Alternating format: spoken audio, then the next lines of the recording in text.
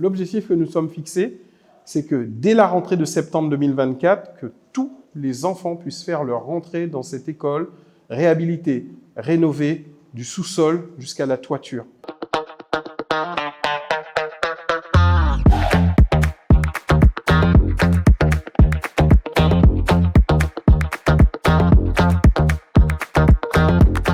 L'idée, c'était de reprendre les travaux sur ce chantier, en sachant que c'est une école qui a été construite dans les années 70. On avait quand même 8 salles de classe qui étaient dans des préfabriqués depuis plus d'1 an.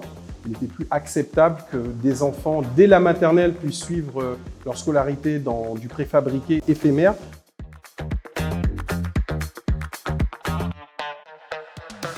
La particularité que nous avons eue sur cet équipement, c'est que le bâtiment existant est un patrimoine architectural remarqué et il y a une valeur affective aussi qui était portée à cette école par les habitants de la ville. Donc nous avons fait le choix, c'est un choix, on aurait pu décider de démolir, mais en valorisant aussi ce patrimoine architectural, forcément, ça a posé des contraintes aussi de porter un projet qui puisse venir aussi se joindre à l'existant.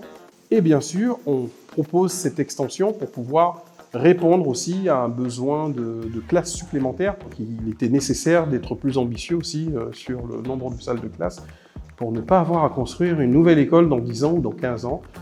Ce projet porte une vraie démarche de cohésion sociale et de besoin de services publics dans nos quartiers populaires.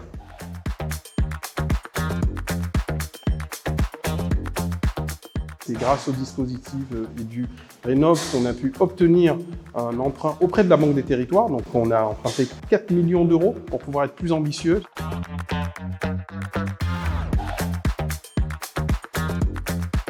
La Banque des Territoires est quand même une institution qui accompagne prioritairement les collectivités. Donc oui, le fait d'avoir eu ce dispositif et du Rénov' nous a permis de faciliter justement ce prêt auprès de la Banque des Territoires.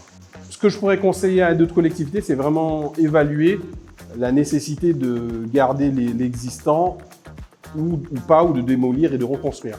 Après, autre conseil, c'est aussi de s'inscrire aussi dans une démarche de rénovation avec des normes énergétiques et environnementales.